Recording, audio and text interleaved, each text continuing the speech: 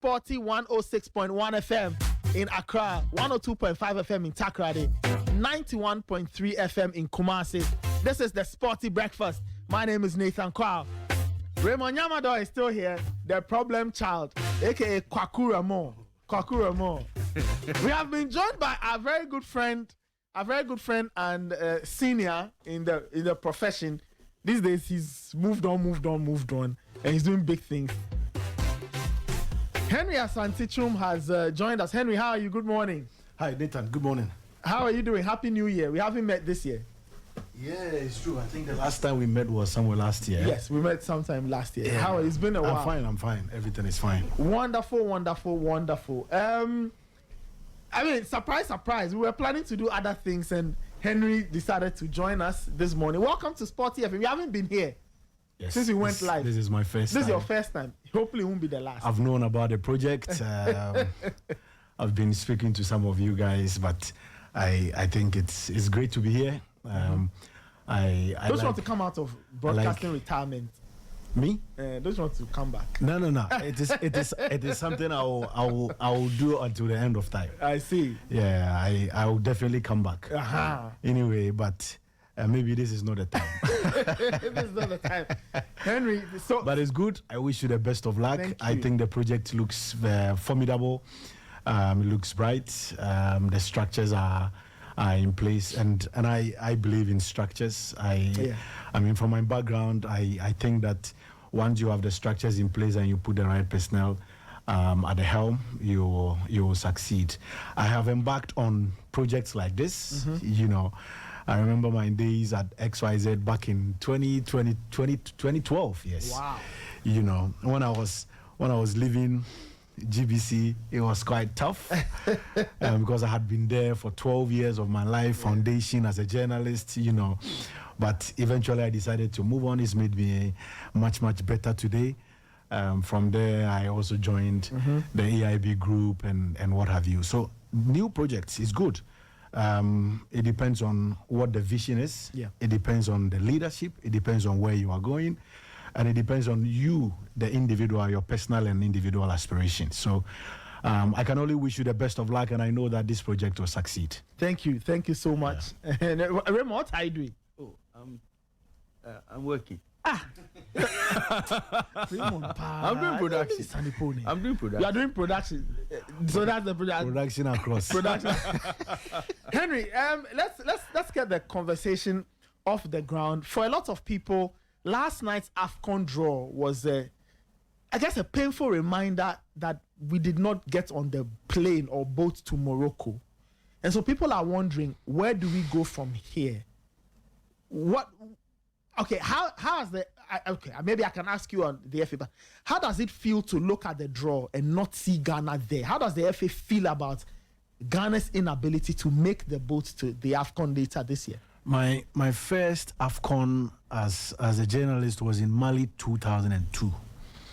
You know, and from that time, the only time we've missed out was 2 years after. 2 years after, yes. But since 2004, we've been ever present, and so to miss out this time is a mixed feeling, not a good feeling, especially when you have the likes of Botswana, Mozambique, and co. all present at the tournament. Like you did indicate, yes, when the roll call was mentioned yesterday and Ghana wasn't part, it felt very, very unbearable and very painful, you know, both at personal level and then also, you know, at the national level, because of our pedigree, because of our stature on the continent, and because of our history, you know, in the Africa Cup of Nations. At least, if for nothing at all, we have been dominant since 2008. You know, finished third, 2010, second, 2012, fourth, 13, fourth, 15, second, 17, fourth, 19, second round, and then 2021 group stage, 2023, 24 group stage. So we've been there, you know, in terms of being counted among the big boys. And it is rather unfortunate that this time we couldn't make it. When the qualifiers started, after our first game against Angola, following the loss, I remember talking to the president of the FA and a few other guys, including the head coach, and I had a feeling that we will struggle, after the loss to Angola. The reason is simple. The reason is that in qualifiers on the African continent, you have to take advantage of your home games. And we were on a very patchy run where it was quite difficult for us to win away from home. And even in the previous qualifiers, we took advantage of our home games and made it to the competition. After we drew with Angola away, drew with Madagascar away, we won all our home matches. So every team that is unable to gather points at home, and it is a journey to a major competition, then you are in trouble. So we lost to Angola. We drew with Sudan. Yes. And it became extra difficult after the draw with Sudan, because then you need to go away and pick points. And the immediate game after the draw against Sudan was against Sudan, and then we lost. And coming back home, I think we played with Angola, then drew with Niger, then drew with Sudan, and then we played Sudan. Lost again. to Sudan, then went to Angola to draw, and came back to lose to Niger. Yeah. And for every sportsman, for every football team, as soon as results are not forthcoming, you begin to have doubts. You begin to question yourself. It plays on your mind. Psychologically, you have a few other, jitters. And I think at some point, those things set in. And we lost the chance of making it to Morocco 2025. I think we need to pick useful lessons. The coach has said it. The president has said it. We can only build on this disappointment and, go into the next phase of our qualifiers in the World Cup qualifiers, and then build on that as well. Hopefully, make it to the 2026 World Cup, and then turn things around for the next edition of the AFCON. You talked about lessons. A lot of the things, or the thing that has dominated conversations around this AFCON, the World Cup qualifiers, and in between, is the position of the head coach, Otto Addo.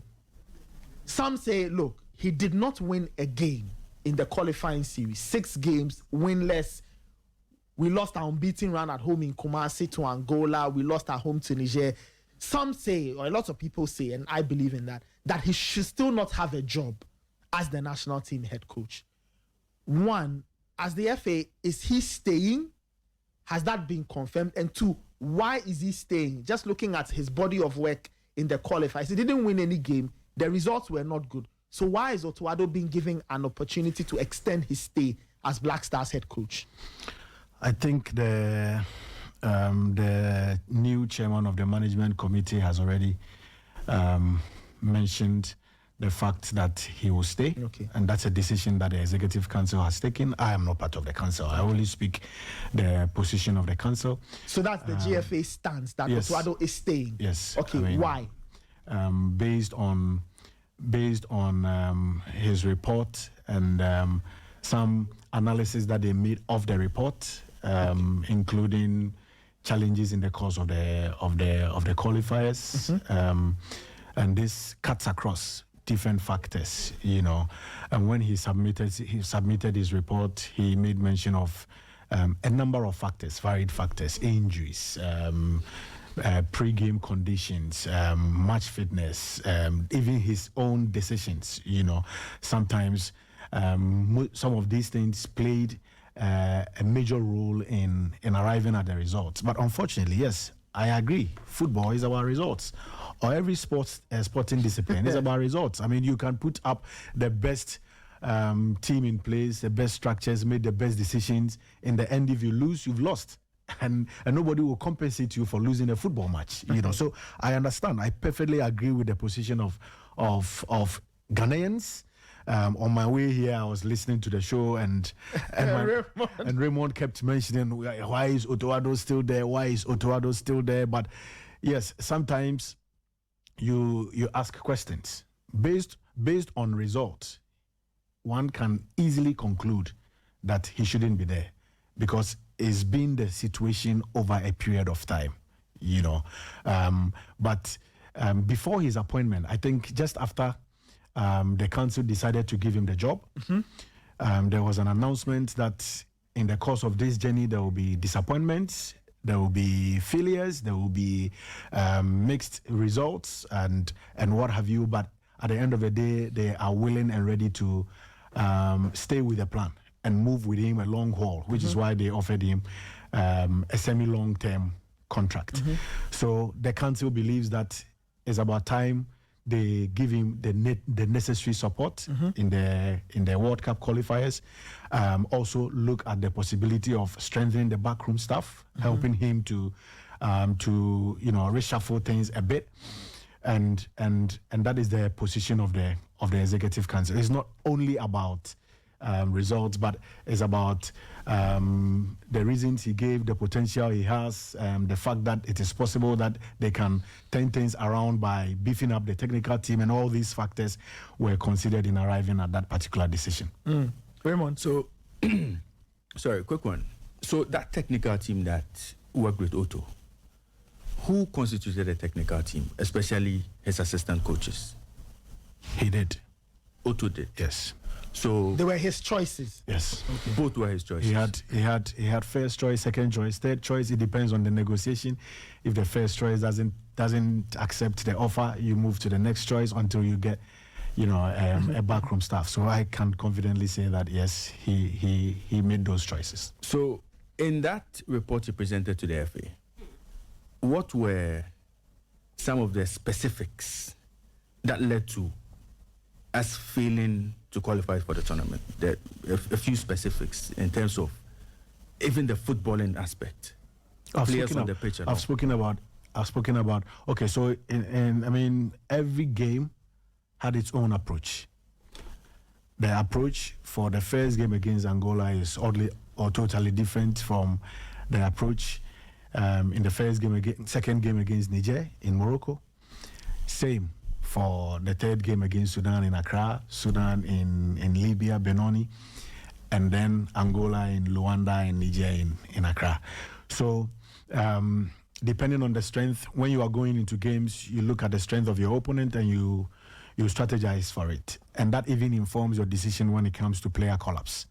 So you decide on maybe the opponents play a lot of long balls, and they are dangerous when it comes to set pieces, free kicks, corner kicks, a dead ball situation. So that informs your decision regarding the choices you make in certain defensive areas, like central defense, the height you rely upon, and even central midfield, who you call up and what have you.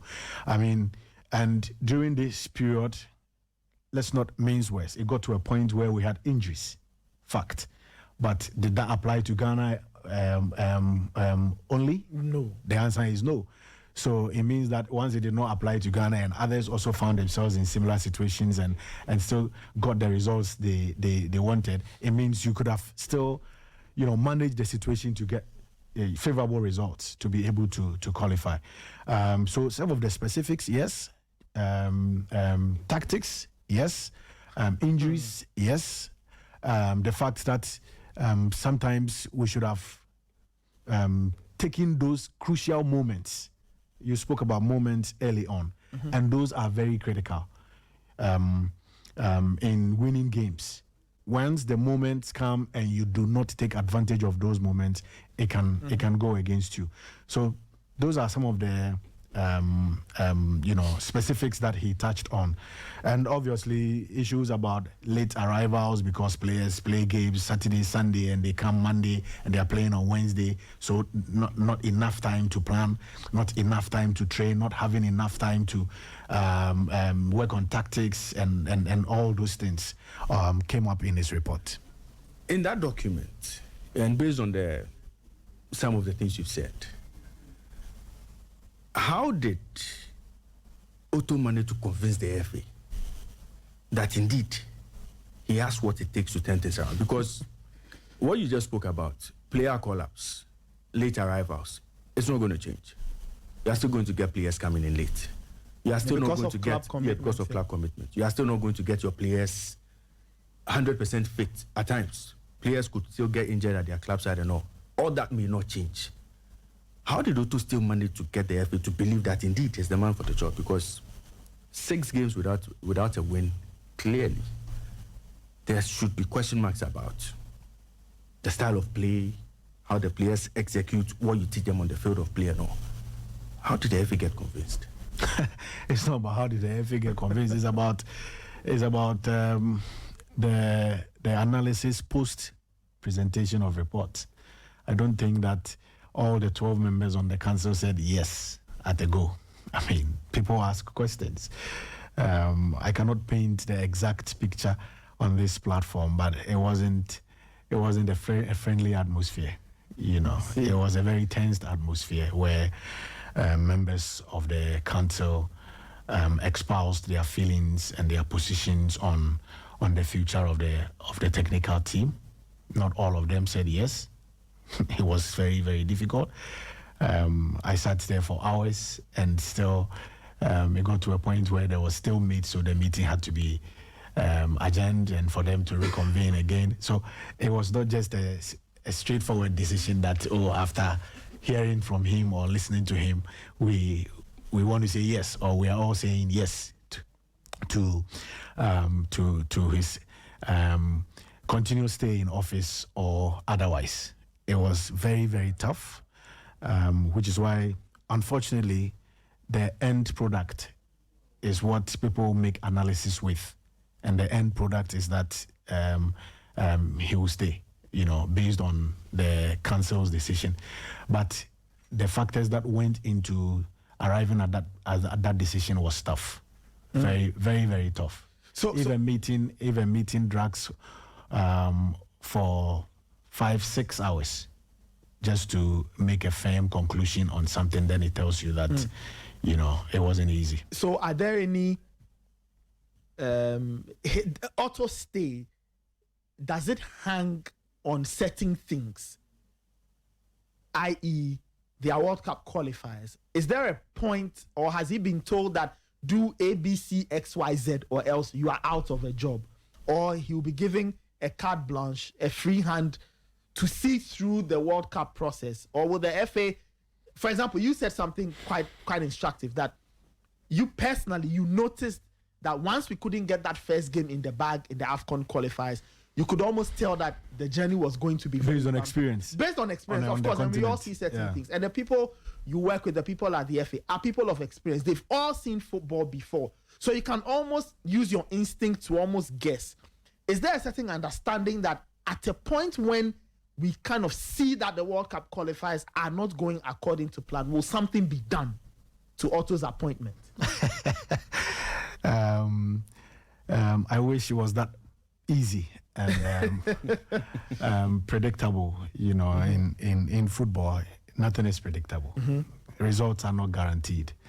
A few weeks ago, I was listening to you when your new manager took office, and the way you were talking about his tactics, da. But today, he's lost about 4 games at Old Trafford, and he's yet to take over fully in terms of changing the results of the team. So, in football, nothing is guaranteed. But sometimes the coaches also say that factors affect performance, and we are very much aware. We have a role to play. Luckily enough, there is a new management committee in place led by an experienced man in Dr. Ransford Abbey.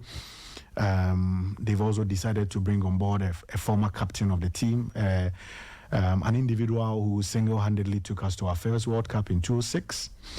They've had their first meeting. I am privy to the details of the meeting. I know a lot of things will change going forward. I know they will be very much demanding. They will push for results.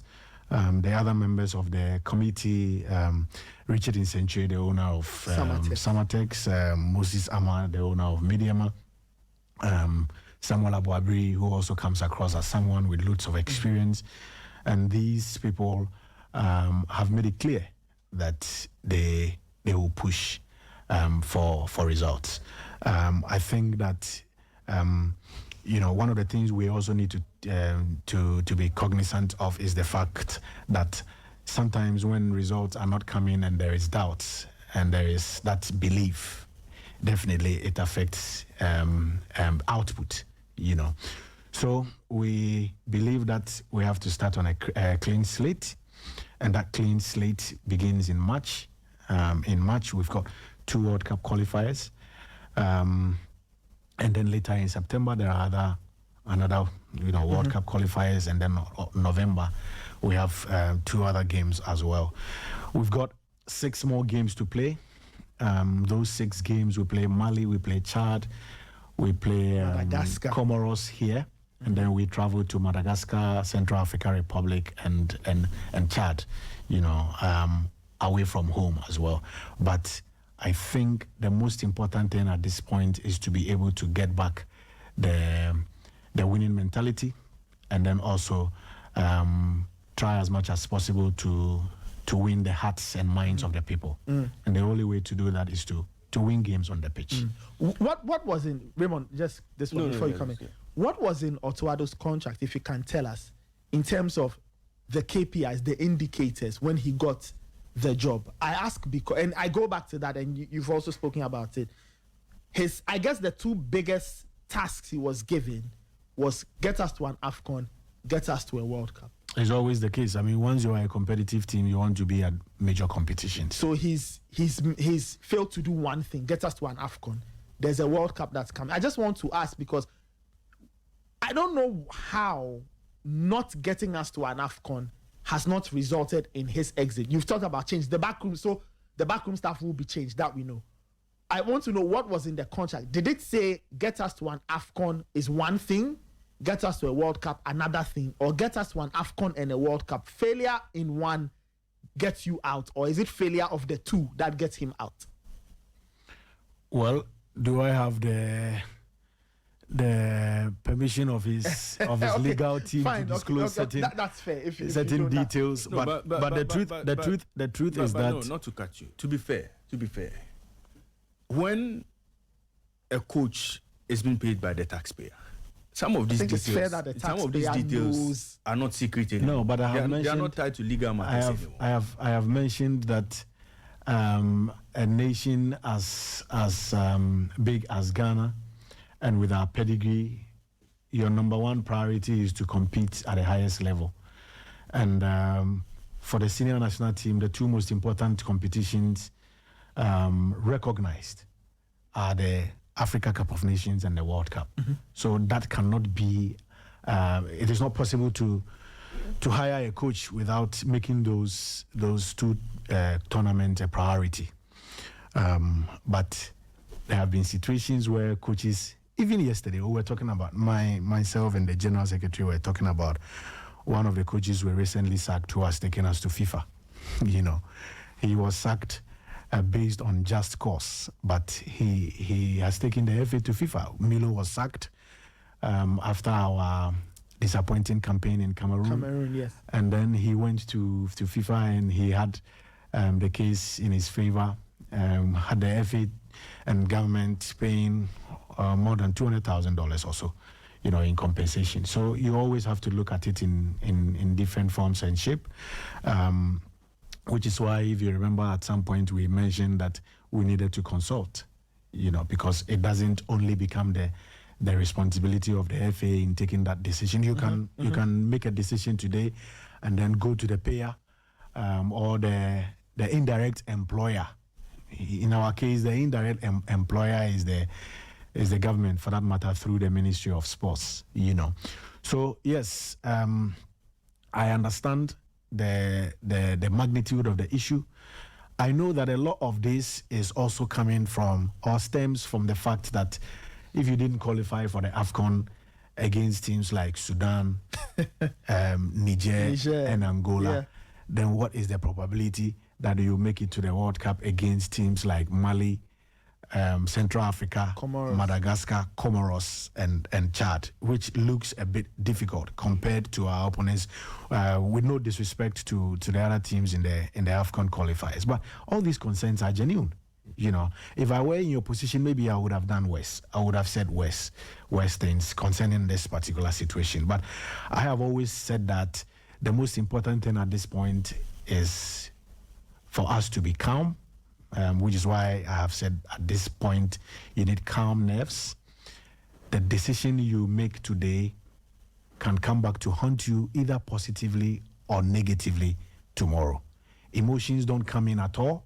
You have to be calm and make the right decisions that will inure to the benefit of all of us.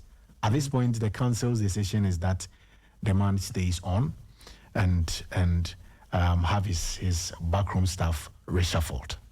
So, 2 questions before we go. It's the council's decision that Otto stays on. What is the indirect employer?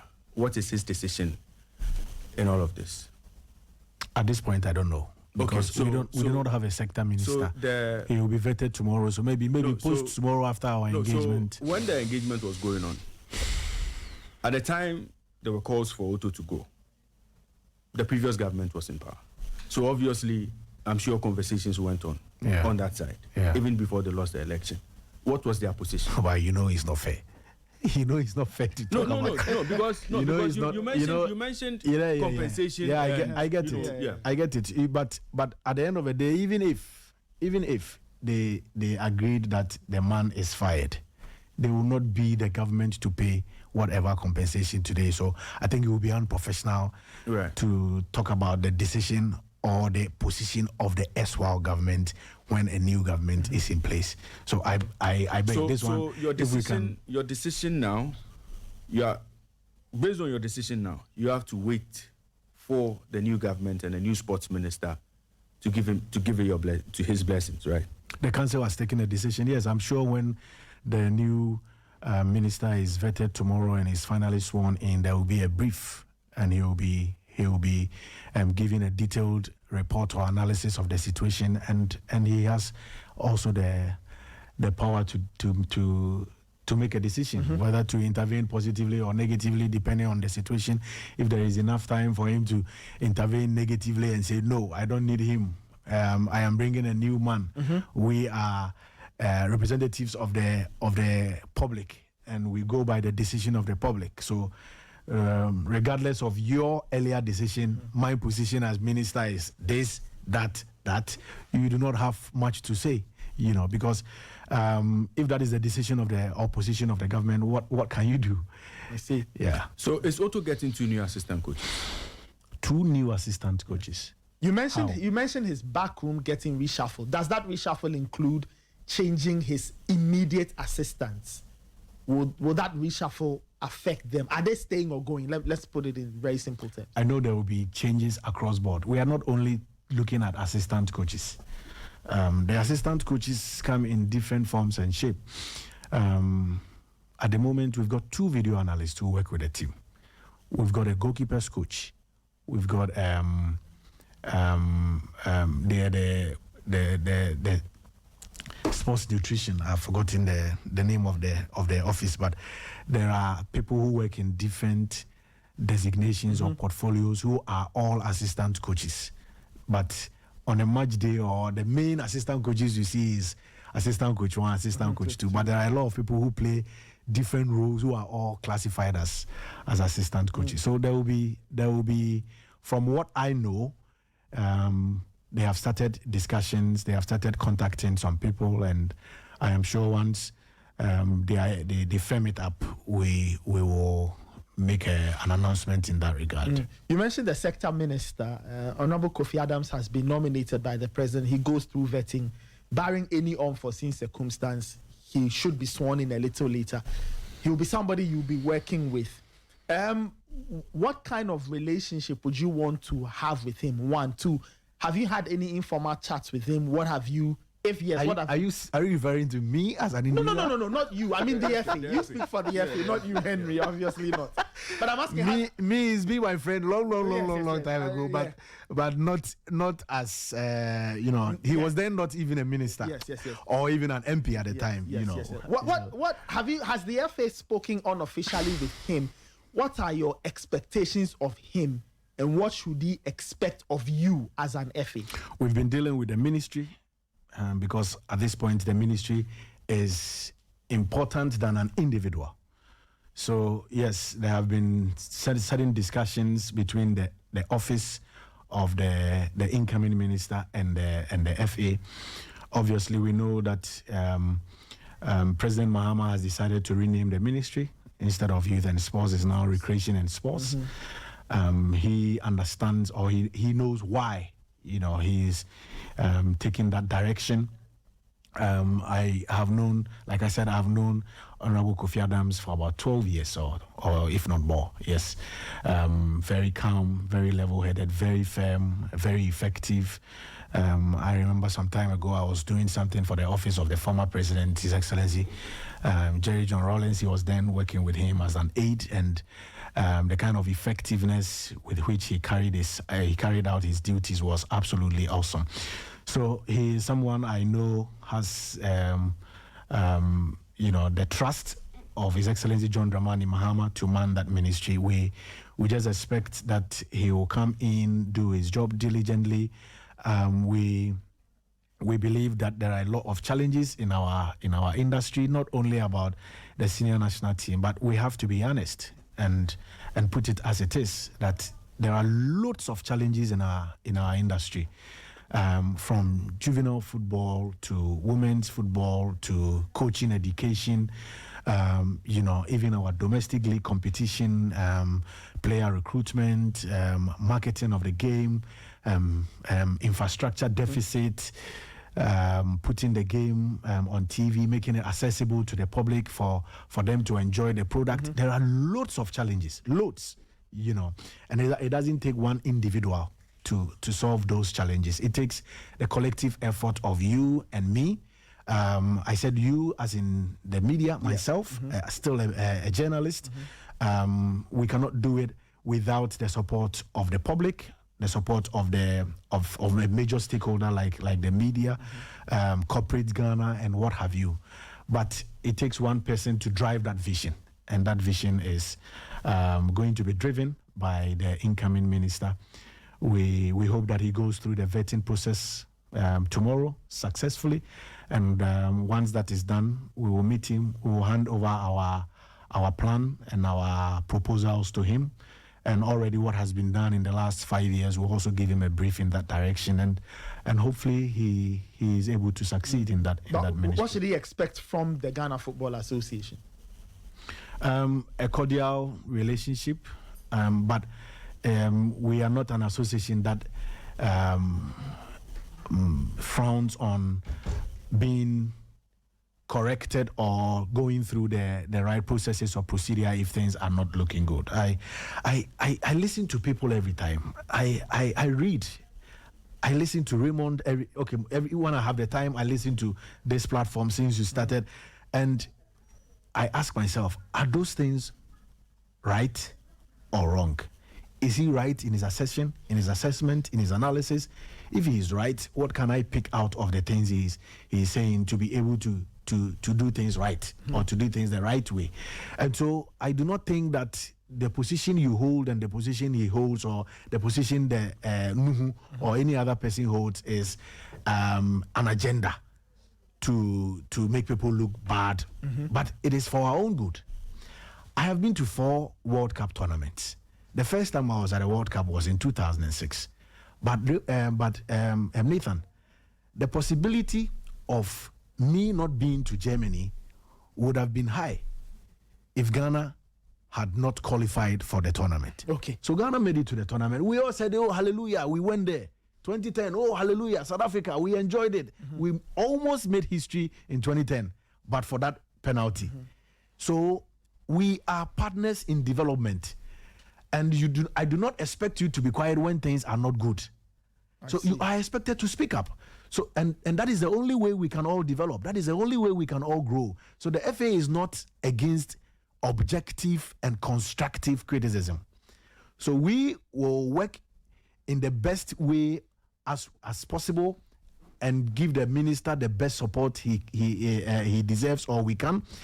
And at the end of the day, it is Ghana sports that wins. If all things go well, if you're able to make it to the next World Cup in USA, Mexico, and Canada, hallelujah, we will all be happy. Finally, yes, Raymond, you have the last question. There's been a lot of criticism about how the FA has been focused on Black Stars affairs and left behind its key products. The Ghana Premier League, the Women's Premier League, the Division 1. They've left it to their fate. proposals of autonomous league and all, we don't see any progress. Has the FA really abandoned those products? Because really, they are not products that we can really sell on the market. Before we took office, there was no sponsorship for the Women's League.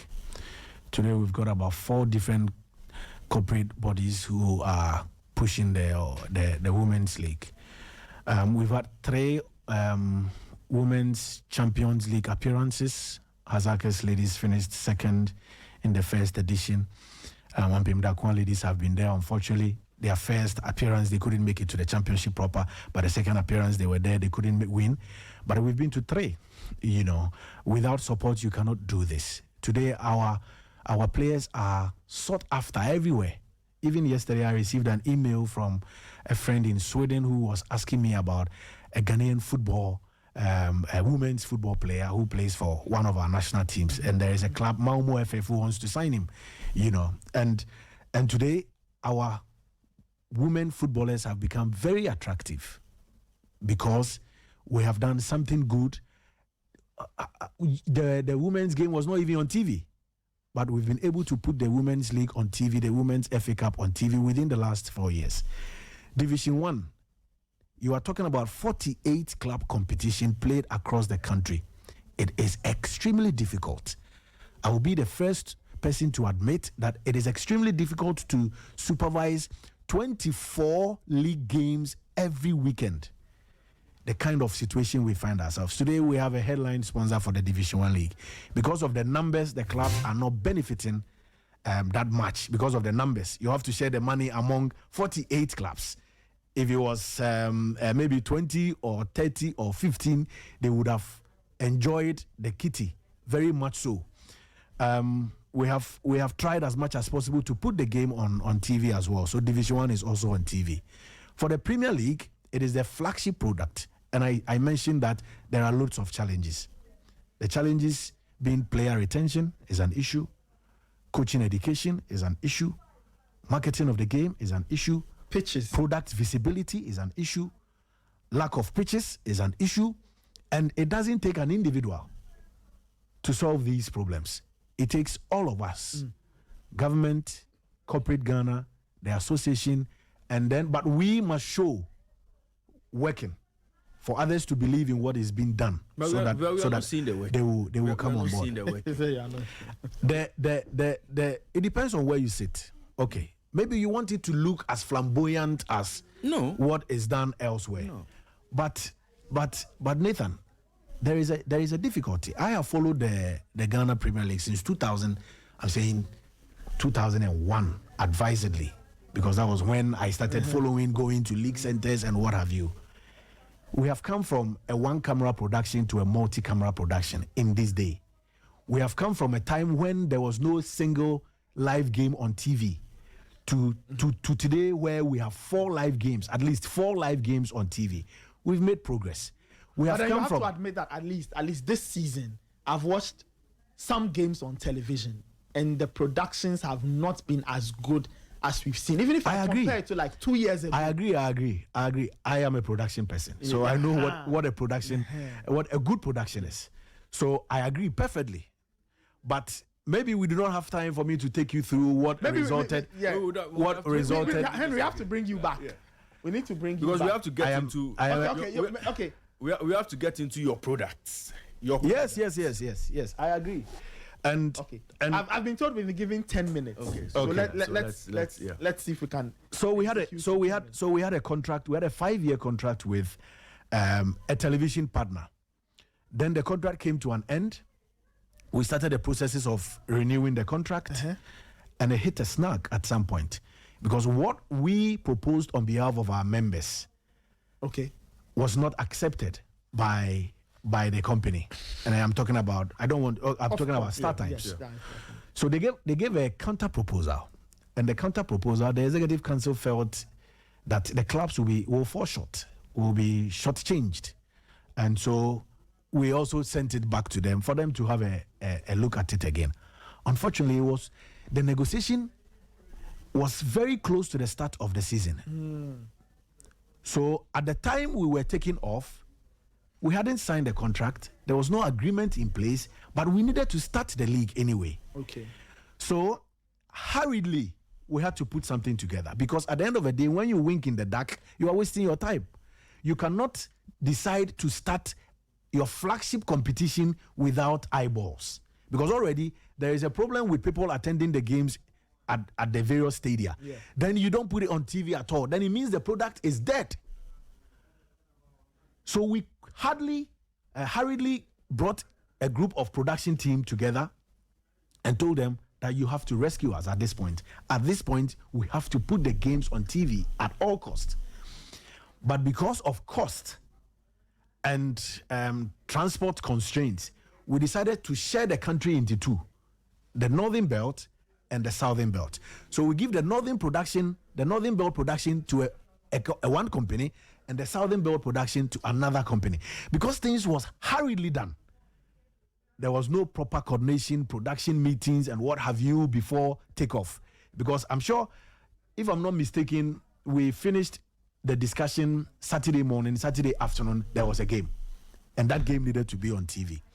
But from the first weeks of production to the recent game I watched on Sunday, we've seen marginal improvement.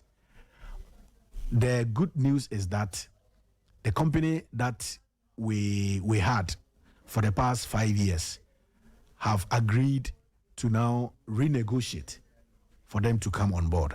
I think for the past 2 weeks, we've been having meetings here and there, and very soon we will make an announcement in that regard.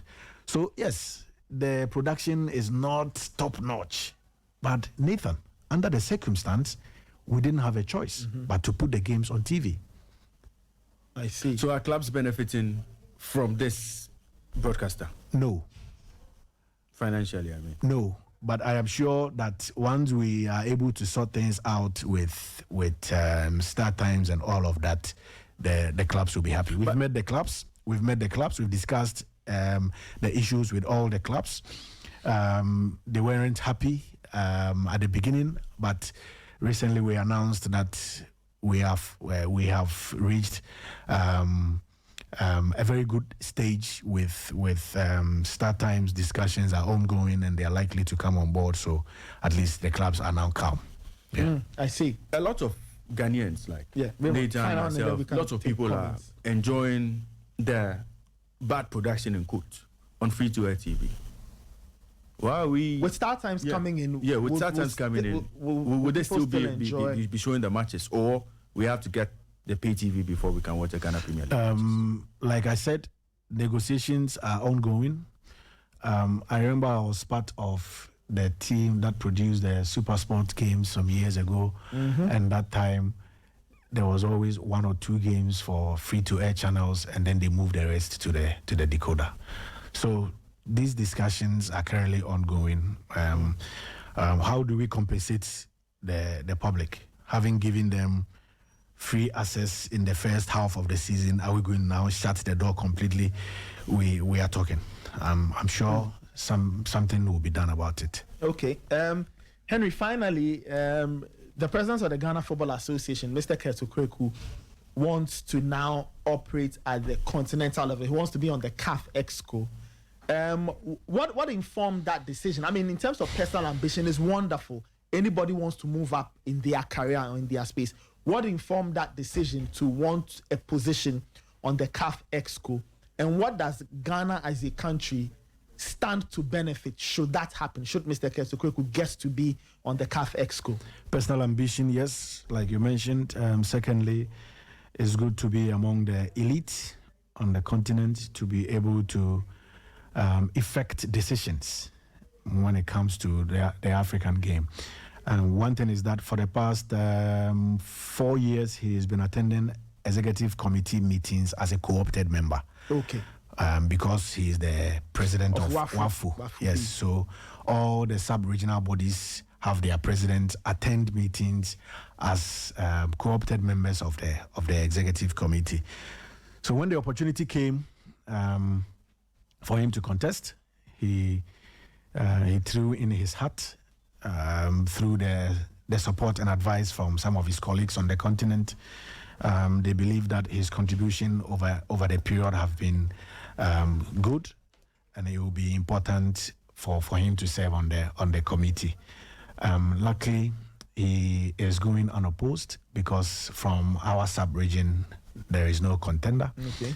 And that's very positive. At least we will have a voice to speak for Ghana. We will have a voice to speak for West Africa. One of the things, having worked with him, one of the things he's passionate about is the zonal competitions where Ghana will always have to play against Cote d'Ivoire or Nigeria to fight for one slot, But African football is West Africa.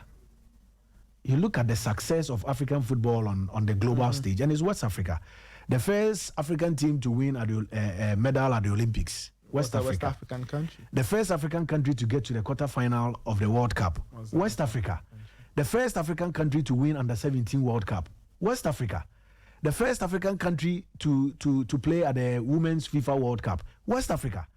So the North Africans only dominate within Africa, but the West African countries do exceedingly well outside Africa, and we control the football space, on the global stage. So when you play in a competition where Ivory Coast cancels out Ghana and Ghana cancels out Nigeria, he thinks it's not good enough. And this has always been his position that that zonal competition must be scrapped. What about those who make the counter argument that, listen, if your football is good, it doesn't matter. You will still get through anyway? I beg to differ. Nathan, the reason why I beg to differ is that, okay, so 2 years ago, we cancelled out Nigeria in the CHAN qualifiers. Yes. They've come back to beat us. Maybe the next edition, we'll cancel out Nigeria again. And then, or maybe Burkina, or maybe Cote d'Ivoire. The year Max Oknodu was in charge of the CHAN team, it was Cote d'Ivoire that eliminated us. But even that year, Cote d'Ivoire were not playing any league in their country. And we had a team that had just come off the Confederation Cup group stage. So the issues are multifaceted. It's not only about the strength of your league or the quality of materials you have. Certain factors largely contribute to these things. And for me, I think that yes, it will be good for us to see him there, for him to speak for us to have a voice that will speak for West African football and Ghana football as well. Let me read just 2 comments. This one says, my issue with Otto Addo, the Otto Addo situation is that our players are in their peak and they are performing well at club level. If we don't sack Otto and get the best out of these players with a better coach before they begin to decline, we might never achieve anything meaningful with the Black Stars for a long time. So that's Elom from Tema. Abdul from Germany. That. Abdul from Germany says, tell Henry, Ghana going to the World Cup will not solve our problems if we don't do the right things. And mind him, the problem is not only the coach, but rather says themselves. I don't know who themselves. Maybe he's talking about the FA. Maybe the FA. Yeah. So those are just 2 comments coming in. I've had a lot. This one is the last one I'll read. Somebody says, please ask Henry whether Otto's assistant coaches were his first choice. If no, where did they fall in terms of the pecking order? Assistant coaches. So the assistants who are there now, Mr. Lauman and Mr. Pencil. Yes. So he's asking, in Otto's order of preference, where did those 2 rank? First choice. They were his first choice. Yes. Okay. Yeah. He spoke highly of Lauman. They've been friends for a long time. Lauman played in Germany. He played in the championship in England. And he had done his UEFA licenses, and he felt that, once he is half African, I think he's half Moroccan, half German, he will be a good assistant to work with. And so he recommended him. I didn't know about Lauman until his name came up in one of the meetings through Otto's recommendation. And for John, he's not a stranger to our sport. Okay.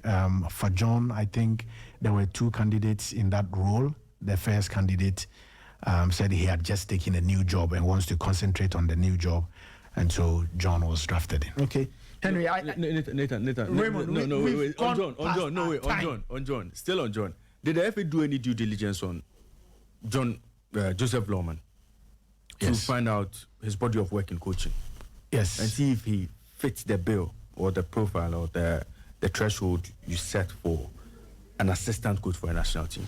Yes, we did. After the recommendation, we got in touch with some of the clubs he's worked with for bits and pieces of information, and that was what convinced us to hire him. Right. Henry, thank you so much. We couldn't get an interview off the ground early, but if you can join us tomorrow, why not? So please come tomorrow. You want to do back to back? No problem. So please come tomorrow. The way it's difficult to track my route in the morning. No, I will try. Please do it. It's not a promise, though. No problem. For the love of sport. Henry Asante is Communications Director at the Ghana Football Association. Henry, thank you so much for joining us. We really appreciate the time you've taken to come here. We'll see if we can get him back for another bite. We'll talk about other things, Ghana Premier League and other things. But that's how we'll wrap it up on the Sporty Breakfast, live on Sporty 106.1 FM.